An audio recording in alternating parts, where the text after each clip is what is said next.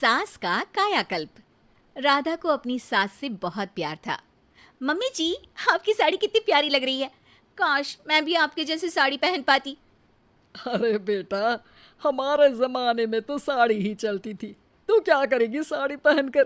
दिन भर भागा दौड़ी करती है। साड़ी कंफर्टेबल नहीं फील कराएगी। तू तो ऐसे ही जचती है बेटा। राधा सास को लेकर घूमने जाती, सैर करती और उनसे खूब बातें किया करती थी। एक दिन, अरे राधा और माँ सुनो, अब हम लोगों को बम्बई चलना पड़ेगा। मेरी नई नौकरी वहीं लगी है। अरे वाह माँ, कितना मजा आएगा ना। अरे नहीं नहीं, मैं नहीं जाऊंगी। बड़ा शहर, बड़े लोग, मेरा दिल नहीं लगेगा। अरे माँ, मैं हूं ना आपके साथ। और सारा परिवार बड़े शहर में शिफ्ट हो जाता है।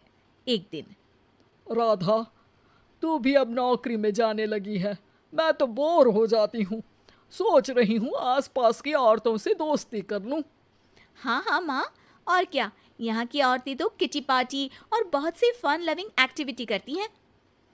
तो बेटा, दो चार फन लविंग से मुझे भी मिलवा देना। बहू सास के साथ बाहर निकलती है तो देखती है कि सास की उम्र की जो औरतें टहल रही हैं, उनका पहनावा ओढ़ावा सास से बिल्कुल अलग है। लेकिन फिर भी राधा एक औरत को रोकती है। Hello auntie, how are you? Oh great darling. Auntie, हम लोग यहाँ नए शिफ्ट हुए हैं।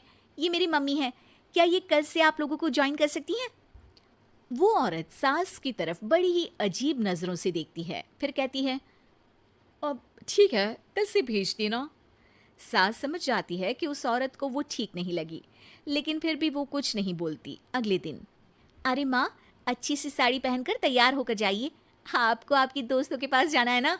और नहीं नहीं, मैं सोच रही हूँ घर पर बैठकर टीवी देखूं। वैसे भी रामायण का नया एपिसोड आएगा। नहीं माँ, आप जाओ ना, लोगों से मिलो, बात करो, अच्छा लगेगा।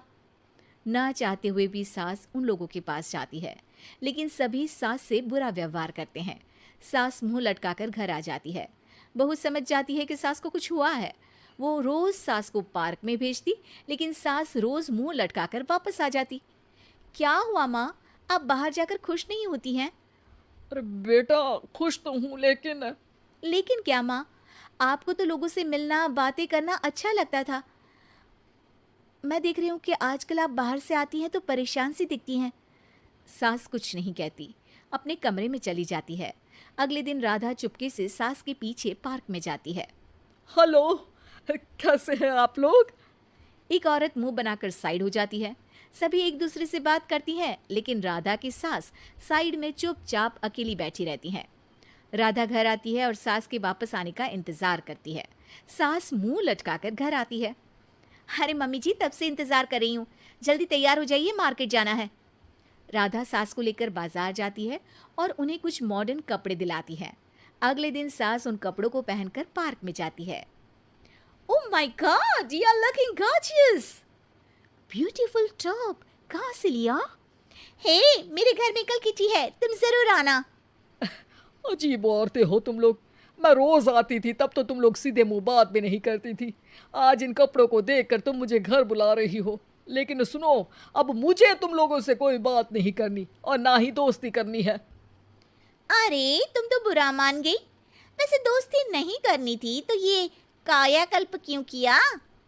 ये मेरी बहू ने किया है। मैं यहाँ सिर्फ ये देखने के लिए आई थी कि तुमको मुझसे समस्या है या मेरे कपड़ों से। कपड़े तो बदले जा सकते हैं। अच्छा चलो, जो भी हो, अब हम लोग तुम्हें अपने साथ रखने को तैयार हैं। लेकिन अब मुझे तुम लोग नहीं पसंद। ये बोलकर राधा की सास वहां से चली जाती है। वाह माँ जी, आज तो आपका चेहरा खिला खिला सा लग रहा है। लगता है आपकी सहेलियों ने आपको अपना लिया। हाँ, वो तो अपनाना ही था।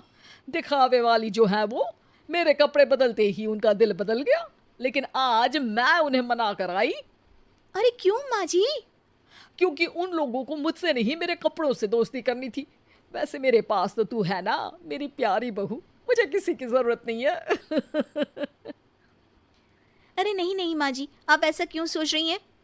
बेटा, ये गलत भी तो नहीं है। जैसा देश वैसा भेष। क्यों? ठीक है ना माँ, अब जब ये हम लोगों का देश है तो क्यों ना हम यहाँ का भेष अपना ले। हाँ हाँ जरूर, मैं तो तैयार हूँ। समय के साथ खुद को बदलने में कोई बुराई नहीं है, लेकिन कहीं नकल के चक्कर में बंदर ना दिखने लगूं। खैर, बहू लग जाती है सास की कायाकल्प।